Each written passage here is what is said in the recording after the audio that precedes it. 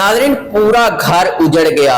माँ तड़प तड़प कर सोच रही है कि हुआ क्या। मेरे साथ इस फ्लैट के जो हमसाए हैं, जिस घर में 5 बच्चे जहां बहक हुए, उनसे बात करते हैं कि वो क्या कहते हैं। अस्सलाम वालेकुम जी। जी क्या नाम है जी आपका? जी आबिद सर। आबिद साहब, आप इनके हमसाए हैं, कितने साल से ये आपके साथ इधर रह रहे हैं? जी ਅਸੀਂ 3 ਸਾਲ ਹੋ ਗਏ ਨੇ। 3 ਸਾਲ ਤੋਂ ਤੁਹਾਡੇ ਨਾਲ ਰਹਿ ਰਹੇ ਨੇ? ਜੀ ਜੀ। ਇਹ ਤੁਹਾਡੇ ਤੋਂ ਪਹਿਲੇ ਰਹਿ ਰਹੇ ਸੀ ਜਾਂ ਬਾਅਦ ਵਿੱਚ ਰਹਿ ਰਹੇ ਸੀ? ਨਹੀਂ, ਉਹ ਪਹਿਲੇ ਰਹਿ ਰਹੇ ਨੇ। ਪਹਿਲੇ ਰਹਿ ਰਹੇ। ਅੱਛਾ, ਇਹਨਾਂ ਦੇ ਵਾਲਿਦ ਸਾਹਿਬ ਬੱਚਿਆਂ ਦੇ ਉਹ ਪਾਕਿਸਤਾਨ ਹਾਲੇ ਤੱਕ ਨਹੀਂ ਆਏ, ਕੀ ਵਜ੍ਹਾ ਹੈ? ਜੀ ਸਰ, ਉਹਨਾਂ ਨੇ ਇਲਮ ਹੋ ਸਕਦਾ ਕੀ ਵਜ੍ਹਾ ਵੇ, ਸਾਨੂੰ ਨਹੀਂ ਇਹਦੇ ਬਾਰੇ ਇਲਮ ਹੈ। ਤੁਹਾਡੀ ਗੱਲਬਾਤ ਹੋਈ? ਜੀ ਰਾਤ ਨੂੰ ਉਹਨਾਂ ਦੀ ਗੱਲ ਹੋਈ। ਰਾਤ ਕੀ ਗੱਲਬਾਤ ਹੋਈ? ਜੀ ਇਹ ਬੱਚਿਆਂ ਦੇ ਬਾਰੇ ਪੁੱਛ ਰਹੇ ਹਨ, ਘਰ ਦੀ ਰਿਹਾਸਤ ਵੀਡੀਓ ਦੇਖ ਰਹੇ ਨੇ, ਕਿਹੜੀ ਜਗ੍ਹਾ ਦੇ ਬੱਚੇ ਡਿੱਗੇ ਨੇ ਜਾਂ ਕਿਸ ਤਰ੍ਹਾਂ। ਤੁਸੀਂ ਉਹਨਾਂ ਨੂੰ ਵੀਡੀਓ ਬਣਾ ਕੇ ਭੇਜੀ? ਜੀ ਉਹਨਾਂ ਵੀਡੀਓ ਦੇਖੀ ਹੈ ਥੀ। ਅੱਛਾ, ਇੱਥੋਂ ਵੀਡੀਓ ਬਣਾ ਕੇ ਉਹਨਾਂ ਨੂੰ ਭੇਜੀ ਗਈ ਕਿ ਇਸ ਕਮਰੇ 'ਚ ਇਹ ਵਾਕਿਆ ਹੋਇਆ ਤੇ ਇਹ ਤੁਹਾਡਾ ਫਲੈਟ ਦੀ ਸੂਰਤ-ਏ-ਹਾਲ ਹੈ। ਜੀ ਜੀ। ਤੇ ਫਿਰ ਵੀਡੀਓ ਦੇਖਣ ਤੋਂ ਬਾਅਦ ਕੀ ਉਹਨਾਂ ਨੇ ਮਤਲਬ ਕੋਈ ਗੱਲਬਾਤ ਕੀਤੀ?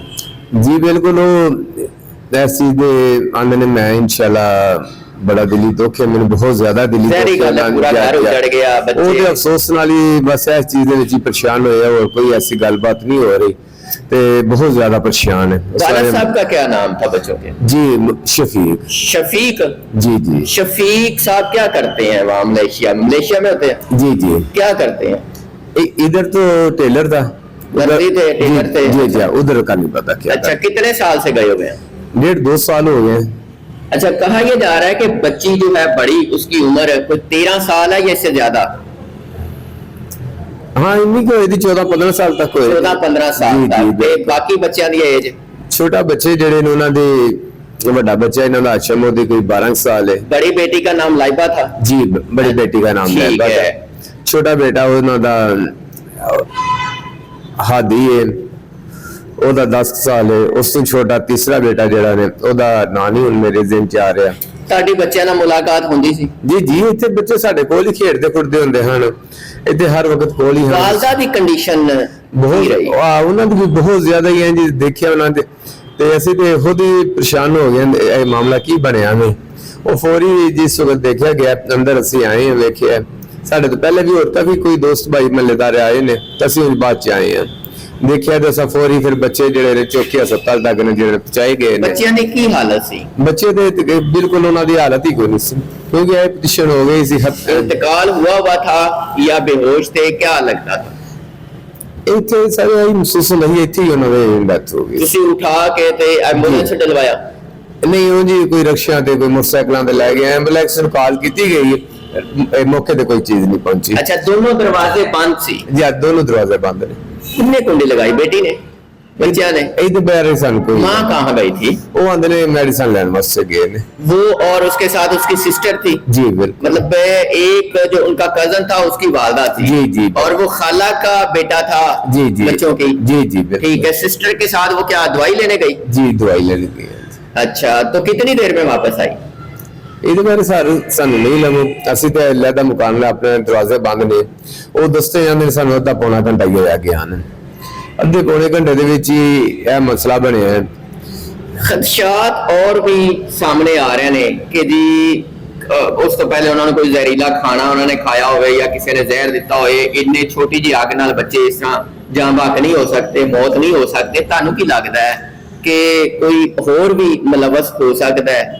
ਸਰ ਇਹਦੇ ਬਾਰੇ ਸਾਨੂੰ ਨਹੀਂ ਲੱਭਾ ਹੈ ਕਿ, ਕਿਉਂਕਿ ਅਸੀਂ ਇਸ ਚੀਜ਼ ਵਾਲਦ ਨੇ ਕੋਈ ਗੱਲ ਕੀਤੀ ਹੋਵੇ ਕਿ ਯਾਰ ਨਹੀਂ, ਉਹ ਸਾਡੇ ਨਾਲ ਇਸ ਮੌਜੂ 'ਚ ਕੋਈ ਗੱਲ ਨਹੀਂ ਨਾ ਕੋਈ ਗੱਲ ਹੈ, ਕਿਉਂਕਿ ਸਾਨੂੰ ਇਹ ਸਾਰੇ ਮਹੱਲੇਦਾਰਾਂ ਨੂੰ ਇਹ ਮਹਿਸੂਸ ਹੁੰਦਾ ਕਿਉਂਕਿ ਗੈਸ ਬਹੁਤ ਜ਼ਿਆਦਾ ਸੀ, ਕਿਉਂਕਿ ਸਾਡੇ ਛੋਟੀ ਜਿਹੀ ਭਰਾਤ ਹੈ। ਜੀ ਜੀ। ਉਹਦੇ ਵਿੱਚ ਥੋੜੇ ਜਿਹੇ ਕੋਇਲੇ ਸੀ ਔਰ ਕਹਿੰਦੇ ਨੇ ਕਿ ਰੋਜ਼ਾਨਾ ਦੀ ਬੁਨਿਆਦ ਤੇ ਕੋਇਲੇ ਸ਼ੋਇਲੇ ਜਲਾਏ ਜਾਂਦੇ ਸੀ। ਅੱਛਾ, ਨਹੀਂ ਉਹ ਤਾਂ ਸਾਨੂੰ ਨਹੀਂ ਲੰਪਾ ਲਿਖ ਕਰਦੇ ਨੇ। ਜਦੋਂ ਤੁਸੀਂ ਆਏ ਹੋ ਕਿੰਨੀ ਕੋ ਗੈਸ ਭਰੀ? ਬਹੁਤ ਜ਼ਿਆਦਾ ਗੈਸ, ਬਹੁਤ ਜ਼ਿਆਦਾ ਸੀ, ਕਿਉਂਕਿ ਧੂਆਂ ਸੀ। ਨਾਰਮਲ ਧੂਆਂ ਸੀ, ਨਾਰਮਲ ਜਿਹਾ ਧੂਆਂ ਸੀ। ਤੇ ਨਾਰਮਲ ਧੂਆਂ ਸੀ ਤੇ ਗੈਸ ਜ਼ਿਆਦਾ ਕਿਸ ਤਰ੍ਹਾਂ ਸੀ?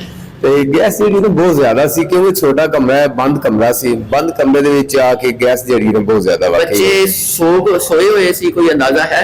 ਬੱਚਿਆਂ ਦੀ ਵਾਲਦਾ ਨੇ ਕੋਈ ਗੱਲਬਾਤ ਕੀਤੀ? ਇਹਦੇ ਬਾਰੇ ਕੋਈ ਐਸਾ ਮੌਕਾ ਨਹੀਂ। ਬੱਚਿਆਂ ਦੀ ਵਾਲਦਾ ਵੱਲੋਂ ਕੋਈ ਗੱਲ ਸਾਹਮਣੇ ਆਈ? ਨਹੀਂ, ਕੋਈ ਐਸੀ ਗੱਲ। ਕੀ ਕਹਿੰਦੀ ਹੈ ਤੇ ਕਿਸ ਕੰਡੀਸ਼ਨ 'ਚ? ਬਸ ਉਹ ਇਹ ਸੁਣਨ ਦੇ ਵਿੱਚ ਆਇਆ ਜੀ, ਮੈਂ ਤੇ ਗਏ ਹਾਂ ਦਵਾਈ ਲੈਣ ਵਾਸਤੇ ਬੱਚਿਆਂ ਨੂੰ, ਤੇ ਆਖਿਰ ਤੁਸੀਂ ਬਵੋ।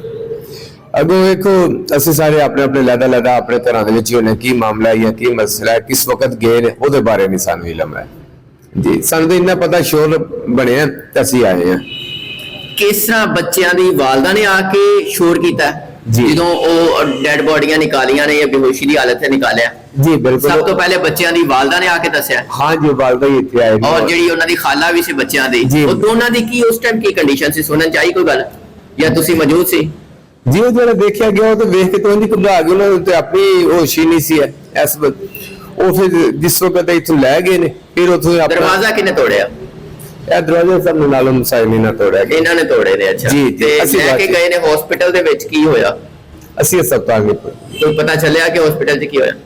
ਨਹੀਂ, ਅਸੀਂ ਨਹੀਂ ਗਏ ਜਦ, ਕਿਉਂਕਿ ਅਸੀਂ ਇੱਥੇ ਹੀ ਰਹੇ ਹਾਂ। ਫਿਰ ਹੋਰ ਕਾਫੀ ਮਕਸਦ ਮੁਹੱਲੇਦਾਰ ਸਾਰੇ ਦੋਸਤ ਜਿਹੜੇ ਇੱਥੇ ਹਸਪਤਾਲ ਤੱਕ ਵਾਲਦਾ ਦੀ ਨੇ। ਕੰਡੀਸ਼ਨ ਪਾਗਲਾਂ ਤਰ੍ਹਾਂ ਸੁਣਿਆ ਹੈ, ਜੀ, ਬਹੁਤ ਜੀ, ਬੁਰਾ ਹਾਲ ਹੈ। ਜੀ, ਮੇਰੀ ਗੱਲ ਹੈ, ਜੀ, ਪੂਰਾ ਘਰ ਉਜੜ ਜੀ, ਗਿਆ। ਜੀ, ਉਹ ਤਾਂ ਹੈ। 4 ਬੱਚੇ ਸੀ ਉਹਨਾਂ ਦੇ, ਔਰ ਚਾਰੋਂ ਹੀ ਜੀ, ਜੀ, ਅੱਲਾਹ ਨੂੰ ਪਿਆਰੇ ਹੋ ਗਏ। ਜੀ ਜੀ ਬਿਲਕੁਲ, ਸਾਰੇ ਇੱਕ ਬੇਟੀ 3 ਬੇਟੇ ਨੇ ਜੀ।